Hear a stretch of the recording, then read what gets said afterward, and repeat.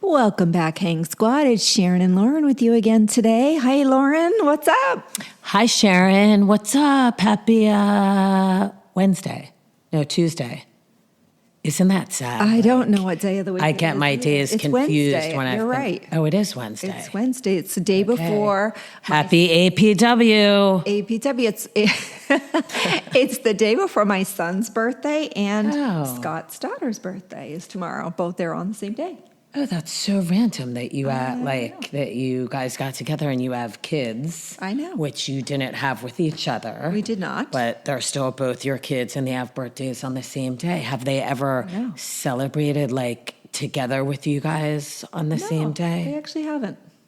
Really? They really haven't. Well, they weren't raised together, so no, they haven't. Okay, but so they've never, though, I guess, both been with you guys. Oh, that's not true. You know what? Now that you say that. Liar, liar, pants on fire. Now that you say that, I think last year we were with them in Maine, and we all went out to dinner. Now that you say how old is each? Let's see. You're testing me now. Thank you very much. You know, I'm getting old and my memory's failing me. So my son is 28 tomorrow. Oh, wow. And Emily, my stepdaughter, is, she's going to be, I think she's 31. Okay. So no, I think 31. No 31 big birthday number. No 21 or turning 30 or turning, No. some special number. I mean, which is really kind of stupid. I think we've all created that probably in our own minds. I mean, obviously 21 is a big number because you're legal, although we all know, is there anyone you think that actually exists who hasn't had a drink and waits until they're 21? No. Just about everybody, I think, yeah. But it's funny, my son at 28 has never had a drink. Oh, wow. Good for him. Yeah, he doesn't drink, doesn't do drugs, lived in a chem-free dorm all through college. So he's chosen... A what free dorm? Chem-free, chemical-free. They're called chem-free dorms for kids that don't want to be around drugs and alcohol. You can request a chem-free dorm. Which is kind of funny because no one at that age is supposed to have... They all are supposed to be chem-free.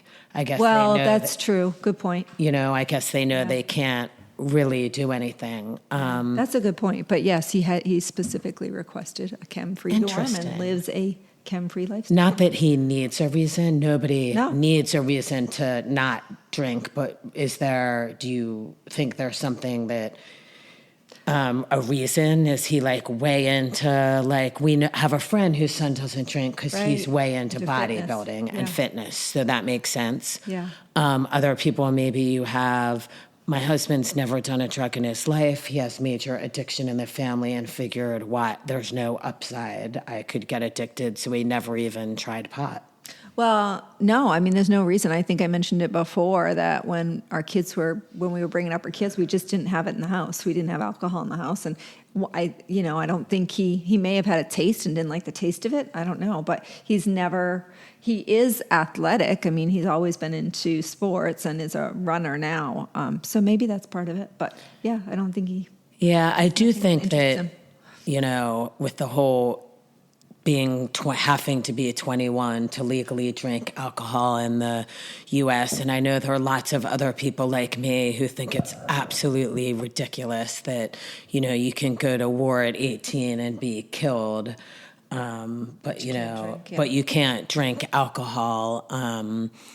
And I think that, I'm no expert, but my grandparents were from Austria, and in Europe, it's not treated as such taboo. And I think that they don't have, or I know they do not have the issues with their youth and at universities of over-imbibing the way we do here in the United States. Yeah, it's true. I know it's more accepted. Well, I mean, in Italy and France, they're drinking wine at a very young age. It's just part of their culture. Yeah, because you kind of appreciate it for what it is. It's not about getting a buzz or getting drunk. I mean, I remember years ago being over in Europe when Red Bull came out.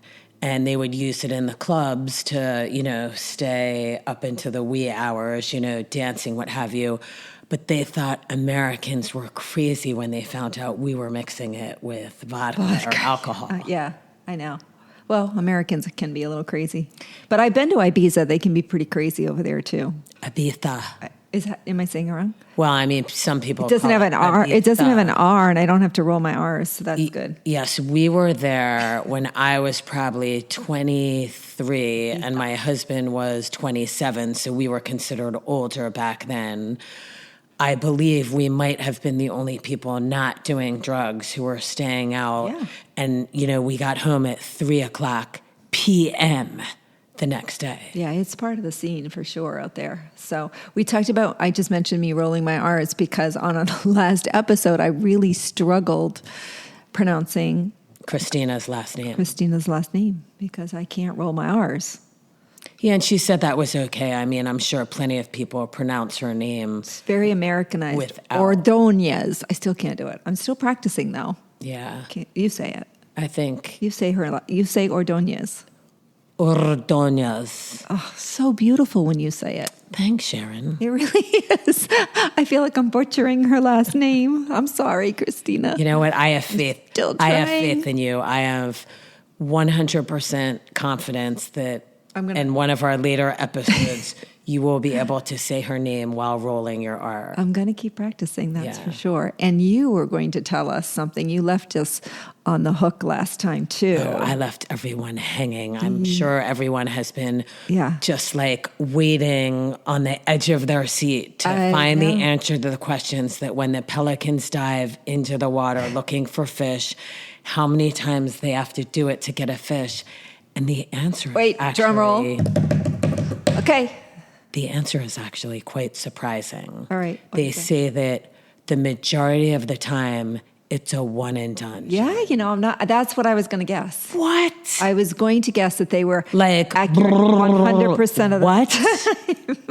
How is that Do possible? that again. I can't even do that. What? Yeah. That's crazy. Like, how many things in life are one and done?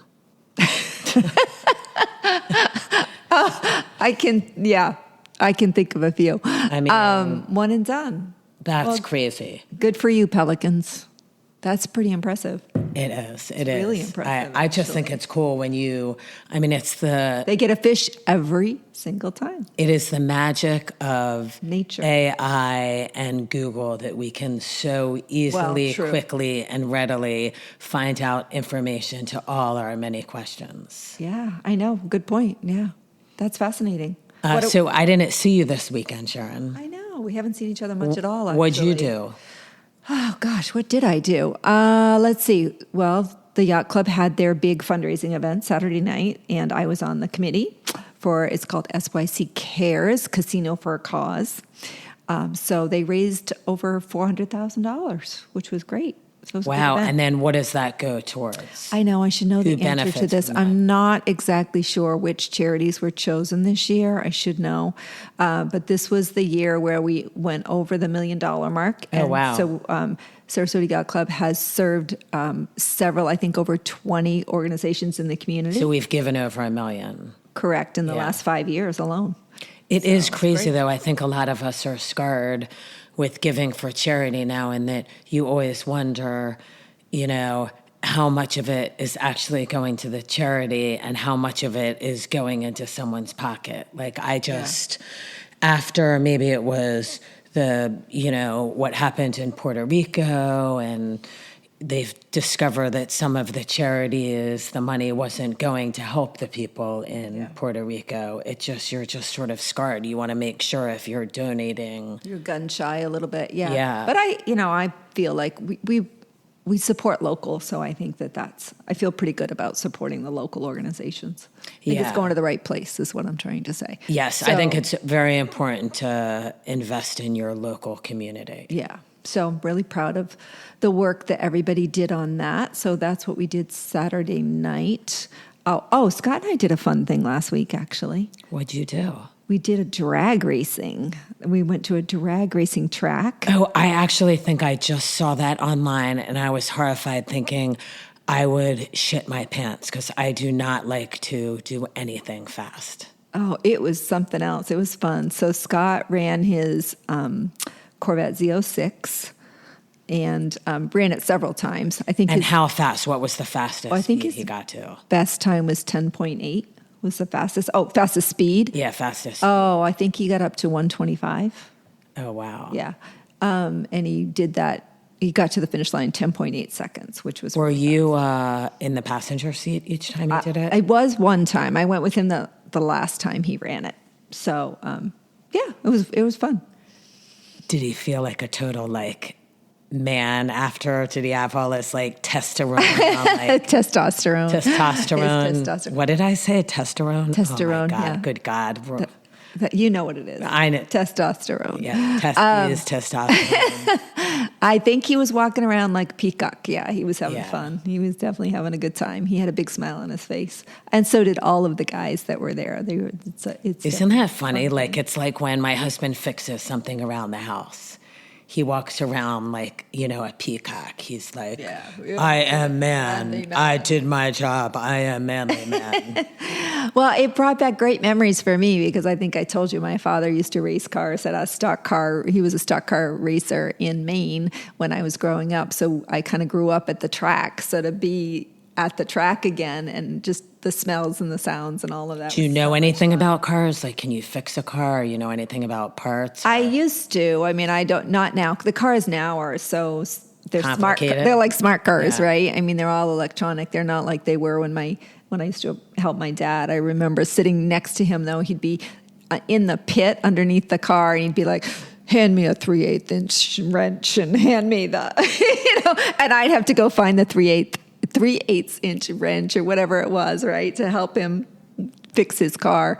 But that was back in the day when you could. Now you plug everything into a computer and, it tells you what to do. So no, I can't even change the oil anymore. But I did when I was younger. You did back then. Now I'm getting a visual of I did. You and Scott starring in Pretty Woman where you grow up working around cars and you're a hooker and do I have to be a hooker in Beverly Hills? Scott comes and finds you and then you live in this beautiful home happily ever after. I don't have to be a hooker. Can I just be a grease monkey? That's not how the story goes, Sharon. You do get to do some pretty good shopping in there. That's true. That's true. Thank you, Richard Gere, for rescuing me. Well, I had a great weekend. Tell me about it. My husband was in the LIV Golf Pro-Am tournament that was at the Trump Doral hotel in Miami. That place is really beautiful. We had actually last been there in, I want to say, 1996. It's a spectacular hotel, but you have all of these LIV golf players, and we had one player named Lee Westwood, who I walked the whole course. I didn't play. My husband and 3 guys played. I just walked the course, but they had Lee Westwood play the first 9 holes with them, and then Sam Horsfield, who played the second 9 holes with them. And these guys are approachable and kind and nice and warm and engaging. It was really, really fun and well done. So let me get this right. You were at a very exclusive event in Miami, and I was at a dirt track watching my husband drag race his car. Let me get this straight. Your husband's with Lee Westwood golfing. Right, and Sam Horsfield, who's 28, so he could be our son. And that LIV Golf, I mean, it's quite something, Sharon. I mean, Sam Horsfield, I believe last year made maybe the least amount or 4th, to the bottom, something like that. And he still made over $4 million. Okay, listeners, does anyone else think I'm doing something wrong here? That's insane.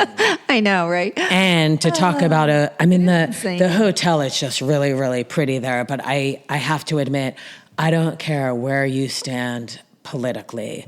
But when you're somewhere where the president of the United States comes, Trump came, his son Eric was there with his wife Lara, our governor Ron DeSantis was there. You had other celebrities there. Kid Rock was there hanging with the golfer Koepka and Trump. Wow.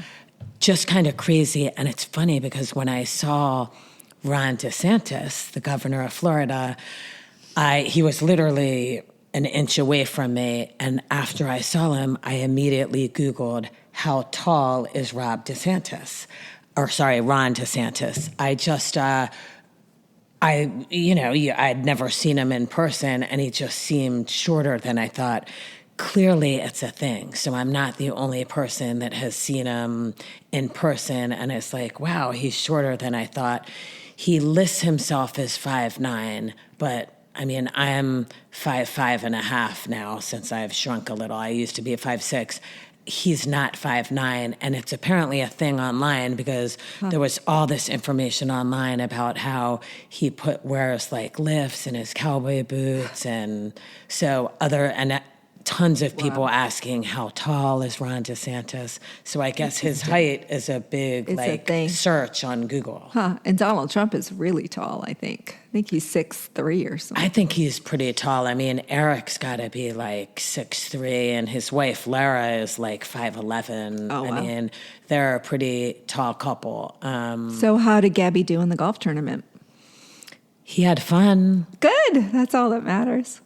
Well, I mean, he would have liked to have played better, but he had fun. So with the game of golf, I mean, golfers even the play experts, great. the professionals have shitty holes. So why would someone who's not a professional expect to not have crappy holes? This is why I get frustrated with golf, because it's a really difficult game to be consistent at.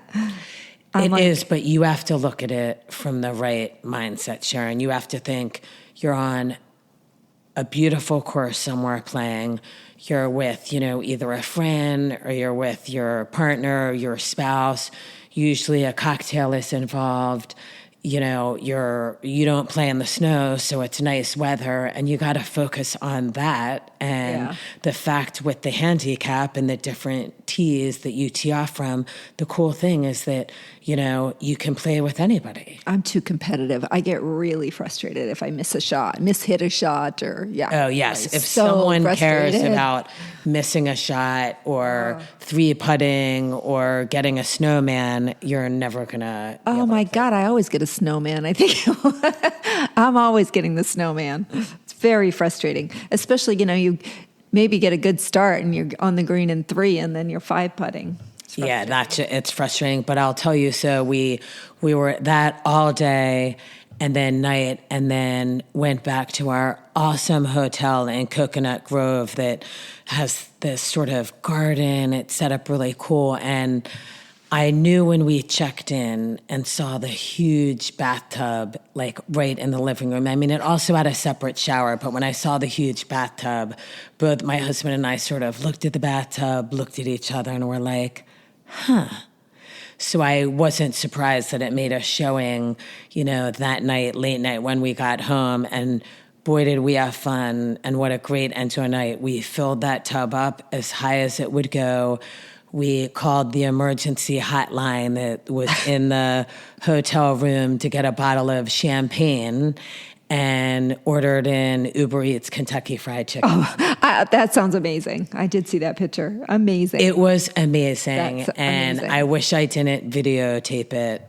I wish I did videotape it because I think it'd be hilarious to see. You just saw the remnants the next day of like pieces of, the skin from the Kentucky Fried Chicken floating in the water. I'm having a hard time believing that you eat Kentucky Fried Chicken, but I love Kentucky Fried Chicken. Cool. I am not, to that note, I do not eat a lot of fast food. I eat pizza, but good like flatbreads. I'm not eating like Papa John's pizza or something like that, but I love really good fried chicken. And all I get from there is fried chicken and the coleslaw. So I have a question for you about that night. What? Did you and Gabby play Where's Waldo? Oh, Sharon. We couldn't because when you're in water, it's a little hard. Okay. Should we tell our listeners what? No, I think they should have to tune into the next episode to learn what Where's Waldo is, because it is a fucking fantastic game. And I want to give our girlfriend, Cindy Montecourt, all the credit for teaching us the game Where's Waldo. I haven't played it yet either. So we're going to have our own version. Oh, it is Where's fun. Waldo? All right, listeners, that'll be next time. Yeah. You're in for a treat. Yes, you are. All right. What other things did you do this weekend? Did that take up your whole weekend? That took up the whole weekend. We were there for 3 nights. Got back here and just kind of like hung out and chilled after having, 3 nights away. Good for you. That sounds like a lot of fun. Right? Well, I got to tell you, if you live in Florida, there is a ton of information online about how many fun places there are to go for like a weekend or a long weekend. In fact, you know what's been on my list that I just have to get to? If I gave you a hint and said they say it's the oldest city in America. St. Augustine. Oh my gosh, yes. I've been there. It's beautiful. What do you like tell us about it a little? So we went, gosh, I want to say, well, I've been a couple times. They have a beautiful Christmas market. So the Christmas is a good time to go. I love Christmas markets. Yeah, that's a good time to go. But it's just this really quaint village that's got the historical charm of, it's like going back in time. It's great. It's just really cute and quaint and good restaurants. And it's not your party scene. It's not Key West. It's a lot more... but you don't always want to do it, Key right. West. It's not Key West. It's more, it's more like old pubs, and it's fun. It's beautiful, actually. I like it a lot there. Well, it's funny you bring up the Christmas market because I love to travel with my husband. Europe is definitely our jam. But I do think, as far as a girls' trip goes, that it would be really, really fun to book a girls' trip and do the Christmas markets. Yeah, that would. And no husband wants to because you could just fly in to say Munich or Berlin and then train it to wherever in France and hit 2 or 3, and I think that would be really fun. And no partner wants to go to that. Yeah, we have a few months to plan that. Thankfully, we do. But it's funny you say that. But fun. I cannot believe that we're already mid-April of 2025. I feel like it was just January 1st of 2025. I know. I agree. It's crazy how fast time is going. Yeah, and they say the older you get, the faster time goes. Oh, slow down. So I feel like we're going to blink our eyes because I mentioned to you wanting to go to Fantasy Fest in Key West, and we haven't made reservations there yet. And I'm worried now, being April, that we're going to have a hard time getting. If we want to do that, we've got to get on it. That's true. That sells out fast. Let's just look and let's do it. Yeah. Let's do it. Make reservations. And even we can make it with you guys and know that the 4 of us are definitely going. And if other people want to hop on later, great. But if you wait for everyone, we have a big circle of friends that like to do stuff. And me, I like to include everyone. But if you wait, it's easier to be this is what we're doing. Here's our information. Yeah. You're welcome. Right, exactly. Join. That's the way to do it. Yeah. So I'm curious, on our last episode, we were talking a little bit about menopause. Did you ever watch the Oprah Menopause Show? I have not. I still haven't watched it yet either. Watched it yet. Yeah, I haven't watched it yet either. But it made me think of some other stuff that people go through during menopause, women go through rather. A lot of women have weight gain issues. I see a lot of complaints about women putting on weight and having a hard time keeping it off during menopause. Sharon, have you heard the same? This won't be a popular answer.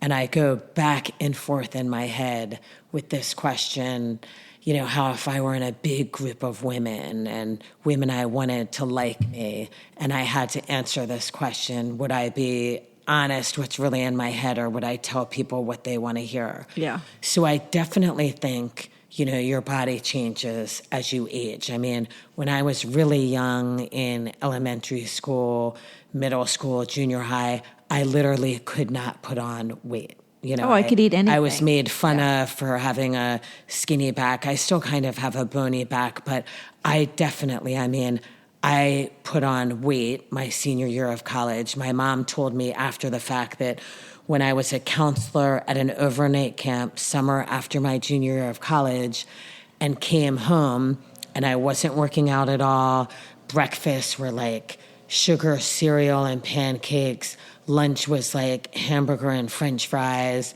Dinner was like, turkey with gravy and mashed potatoes, and then all the counselors late night would have pizza and beers.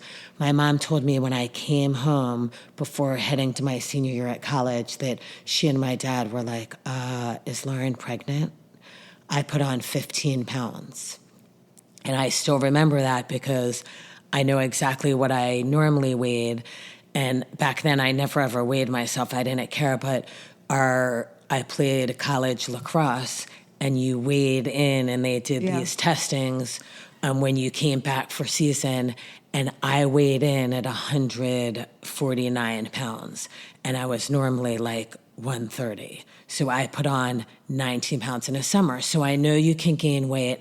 However, to go back to your question with the menopause, I do think that women do use it as a little bit of a crutch or an excuse when you got to just sort of look at your body and listen and realize you might have to change the kinds of exercise you're doing, eat a little bit less. Right.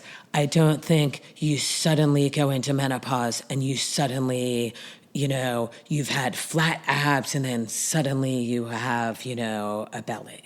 Well, I agree with you to a point. I think your metabolism definitely slows down, and you do have to change your eating habits a little bit to adjust because like you just said, and myself included, like I could eat anything I wanted when I was younger. And now I have to be more mindful of what I'm eating, when I'm eating it. I can't eat the same way that I used to eat. Right. Well, I try and be mindful of the ingredients. I purposely buy chips now that are just potato, olive oil, avocado oil, and sea salt. And I do think as a society, we eat a lot more food, consume a lot more calories in a day than we need. Oh, we definitely eat a lot of processed foods, fast foods, for sure. Yeah. It's hard not to. Yeah, it's hard not to. We've been trained that way. Food is, people use it to celebrate everything. Like I got, it's my birthday. Yeah. It's about what you're eating. Right. It's an anniversary. It's about what you're eating. You got a new job. Let's go out and eat and celebrate. I mean, the same could be said for alcohol. Yeah. But as a wellness coach, I will say if you can't pronounce the ingredient, you probably shouldn't be putting it in your body. So just be mindful that, I advise people to shop on the outer aisles of the grocery store and try to stay away from all the boxed processed foods as much as possible. So yep, and then eat clean and eat whole food. That being said, it's what's important to you. Yeah. And some people, don't care if they, weigh an extra 15 pounds, and that's awesome. There's not a direct correlation with a certain weight and being healthy. There are plenty of leaner, thinner women who are way unhealthy compared to someone who weighs, more. But, there's also a choice. I like to look a certain way and want to wear certain clothes, so I don't want to have a, belly. Right. And I think that, I don't think anybody should be tied to the number on the scale at all. That's not at all what I'm saying. But I think to have a long, healthy life where you're active, if that's what you want, you do have to be mindful of the food that you're putting in your body, because 70% of, it's mostly nutrition. You can go to the gym. That's great. You should walk. You have to move because mobility is really important as we age. But nutrition is 70% of it. So you have to really be careful. Yeah. I tell you what helps me too, Sharon, is I have vanity and I care how I look. So the reality is if you're eating whole foods and you're eating simple, single type ingredients like a hard-boiled egg and an avocado and an apple, instead of eating an energy bar or a candy bar, you're going to be a lot healthier and you're going to look a lot better.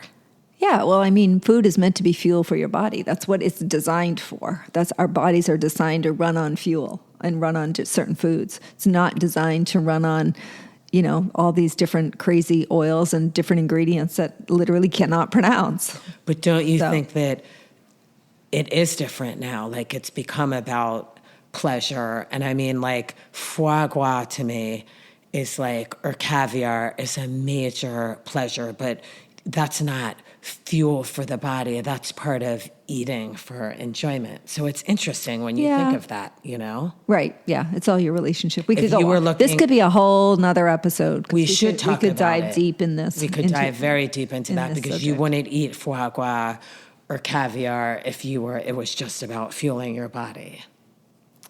Yeah, maybe that's true. Yeah, it's definitely more for pleasure. Yeah. Yeah. Everything in moderation, I guess, is what I would there are say. lots of things in life we do for pleasure. Yes. All in moderation, though, because I think if that's your steady diet, then... Well, everything in moderation. Right, everything I don't know if you've yeah. seen on social media, they show a picture of a woman who's all natural, doesn't drink alcohol, only eats raw, yada, yada, yada. When's the last time you heard that, Sharon? Yada, yada, yada. Yada, yada, yada. And she looks like shit and looks like 80 even though she is 55. Yeah, so that can happen extremes too. Of anything Correct. Are not good. Right. I totally agree with that. What's that show you wanted to talk about? I forgot. What was it called? Oh, my gosh. So I just started watching this show called Dying for Sex. And it is loosely based on a podcast that these two friends did. And there is a woman played by Michelle Williams who gets diagnosed with breast cancer, goes into remission for maybe like 2 years, and then it comes back stage 4, and she's basically told she's going to die. She is in this TV show with Jenny Slate, who's an actress that a lot of people know, who was with Blake Lively in This Ends With Us movie. She's just fantastic. But you would think because Williams' character is dying, she has like a 30% chance to live 5 years. So they're really thinking a lot less. But you think it would be uber depressing and sad. But it's not. It evokes, it's certainly sad, but it evokes all these feelings and thoughts because she's married, no kids. She has a trauma from when she was younger. She was sexually assaulted by her mother's boyfriend. That's led to some sexual escapades she's had. But long story short, she decides she wants to leave her husband and venture out on this sexual experiencing awareness, trying to have an orgasm, which she's never had with her husband. It's a really, really interesting show, and it makes you think, if someone came to you and said, you have a year to live, what would you change? What would you want to do? What's your bucket list? Yeah. Everybody should live like they had a limited amount of time because we do, right? But that's how we should be living. But everybody has different things they want to do.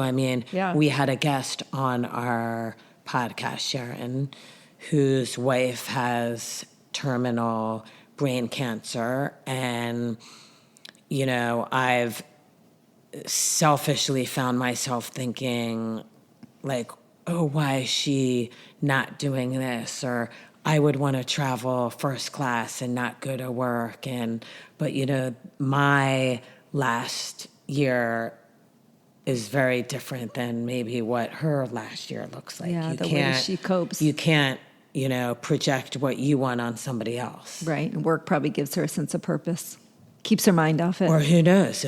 But what I would want to do in my last year isn't what somebody else would want to do. But here's a slight tangent on that note, Sharon, because, we in the United States, I believe the only state I actually know that has the right to die is Oregon. I believe Canada has it, which obviously isn't a U.S. state. But I don't know if there are other states in the U.S. besides Oregon where you have the right to die on your own terms. Right, to have somebody assist you. I don't know. That's another thing we'll have to look up.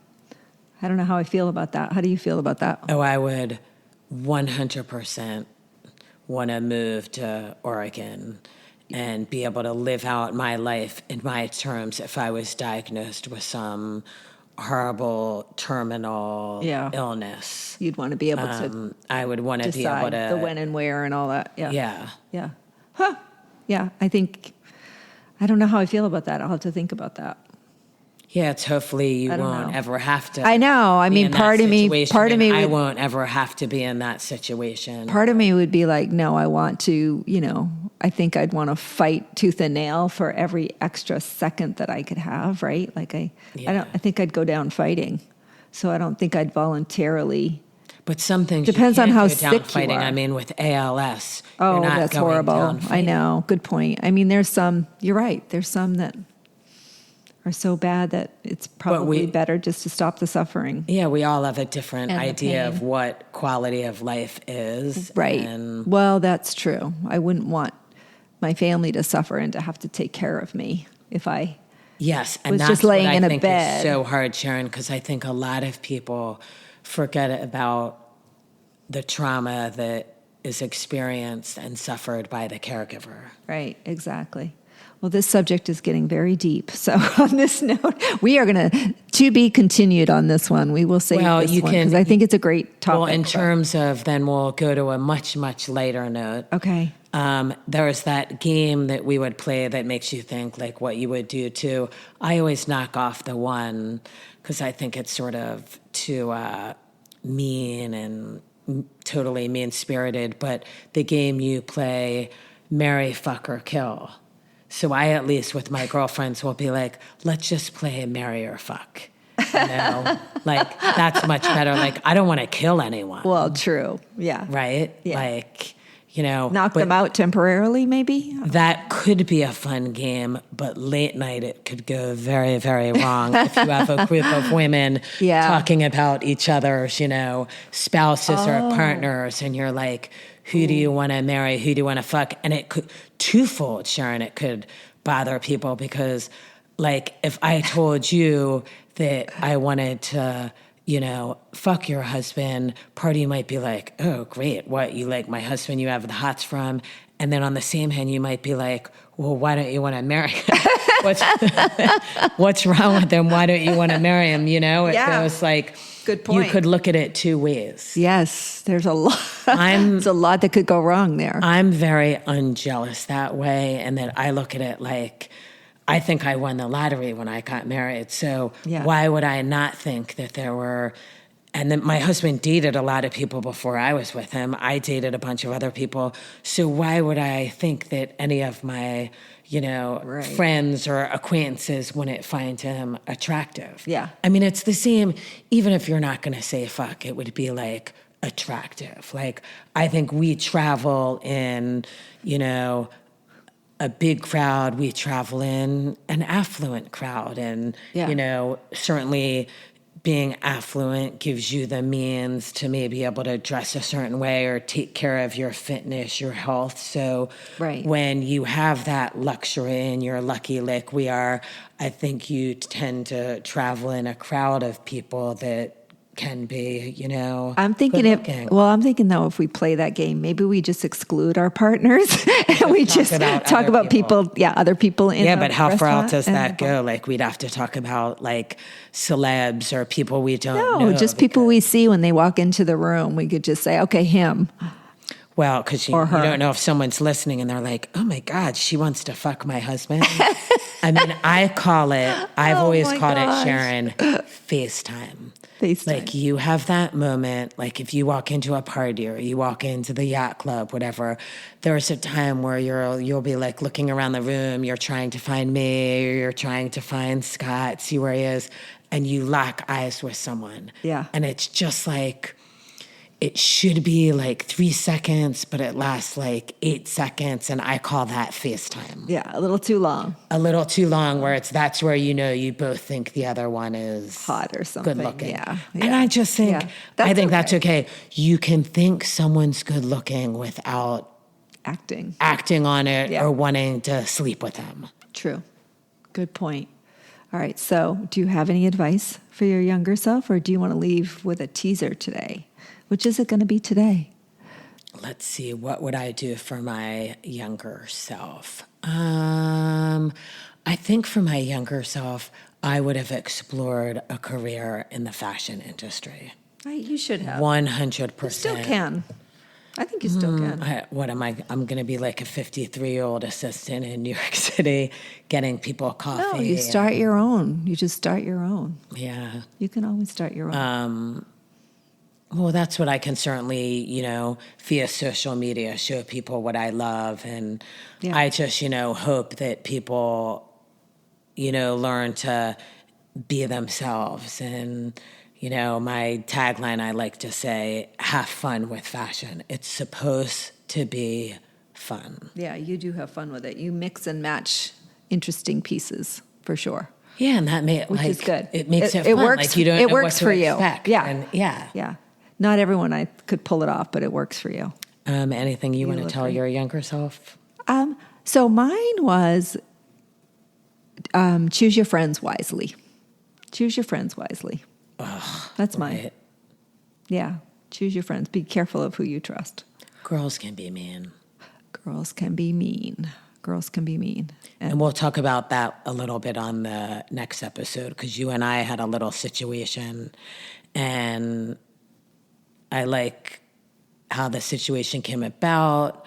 I like how we learned from it. I like how we handled the situation. And it actually makes me really happy it happened, because I think we're like set up for the future. But you'll have to tune into the next episode to find out about that one. We should talk about that and share that with our listeners, because that's the real shit that happens, Right.